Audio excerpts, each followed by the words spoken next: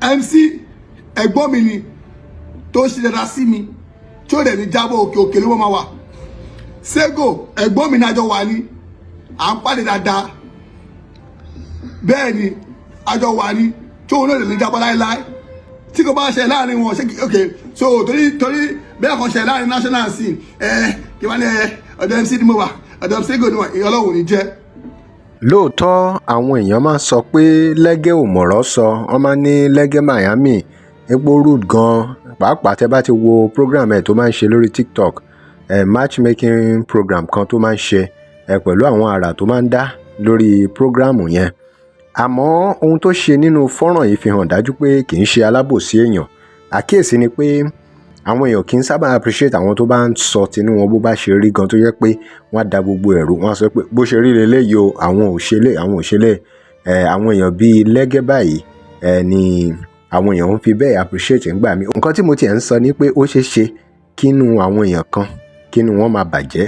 sí ohun tí Lege ń sọ nípa bó ṣe faramọ́ MC Oluomo Ati Tafa Sego. Ṣùgbọ́n ẹni tó bá ń wá àlàáfíà tó dẹ̀ yẹ kó ti jẹ lọ́dọ̀ àwọn méjèèjì tá à ń sọ̀rọ̀ ẹ̀ yìí MC Oluomo Ati Tafa Sego tó wá di ọjọ́ wàhálà tó di pé nǹkan kan ṣẹlẹ̀ tó wá di pé ó wá lọ ń faramọ́ apá àbí kan ṣe mọ̀ pé irú èèyàn báyẹn ó di dandan kí àwọn èèyàn sọ̀kò ọ̀rọ̀ lù ú àti ẹ̀ tí wàá mọ̀ pé èèyàn rádaràda ni irú èèyàn bẹ́ẹ̀. Àmọ́ ní báyìí arákùnrin yìí ti jáde pé òun bóun ṣe wà yìí ọ̀dọ̀ àwọn méjì ni òun fì sí.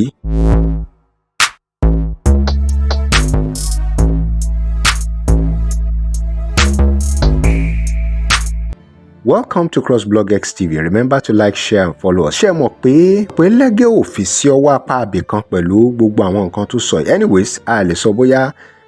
lábẹ́lẹ̀ bóyá bó ṣe sọ bẹ́ẹ̀ náà ló ṣe rí but pẹ̀lú ohun tó ń sọ jáde yìí òun là ń sọ pé pẹ̀lú èyí tó ń sọ yìí ó ti wùwà bí ẹni tí ó fẹ́ àlàáfíà bẹ́ẹ̀ ni kò ti torí ohun tó máa rí jẹ lọ́wọ́ ìkan nínú wọn kó wá da èkejì nù nítorí àwọn nǹkan tí àwọn èèyàn sọ. Lege Maimi wá sọ ìdí pàtàkì tó fi fara mọ́ àwọn méjèèjì tó jẹ́ pé kò ń ṣe pé bóyá ó ń bá kan jà kò ń ṣe pé bóyá ìkan ló support ìkan ni ò support kò ń ṣe pé bóyá ìkan ni ó ṣe ohun tí ò dá. Àwọn méjèèjì ló sọ àwọn nǹkan tó sọ àwọn mẹ́tẹ̀ẹ̀ta pọ̀. Ó sọ bóun àti Sego ṣe jẹ́ òun àti MC Oluomo ṣe jẹ́ ìdí tí ò ṣe lè fa àwọn méjèèjì lẹ̀ àti pé tó ṣe ní láti fara mọ́ àwọn méjèèjì pẹ̀lú gbogbo èyí tó ń lọ ní NURTW ó sọ gbogbo ẹ̀ ẹjẹ́ àbọ̀. that means díẹ̀ Alhaji MC ọ̀sọ̀mọdóṣòdì Oluomo ló wà bẹ́ẹ̀ bá ti dé o lọ́pṣọ̀n ògbélé èsì ọba ló kàn àfihàn àwọn wá sí àfihàn Lege Maimi lẹ́jọ́ tó ń sọ position ẹ̀ lórí ọ̀rọ̀ Sego àti MC Oluomo ó ní ọ̀dọ̀ àwọn méjèèjì òun fi sí. mo post video MC nsìn ẹni pé ṣọ́hun mo wà ṣé bí mo wà ẹjọ́ níbo lọ́hun níwo níbi àbọ́lọ́ ìburúkú ni ẹ bá wà sọ́dọ̀ tèmi o. MC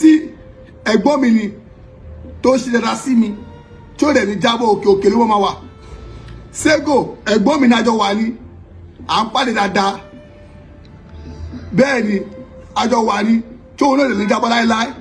jẹ́ plum bàdá fẹ́ mi ọwọ́ ẹ̀rọ bí mi sí ní fàdé yìí àjọ wà ní ẹ̀fẹ́ máa gba sẹ́mi lẹ́nu ṣọ́hun wà ṣẹ́bí mo wà ṣẹ́ ọba mi ṣe ń ṣá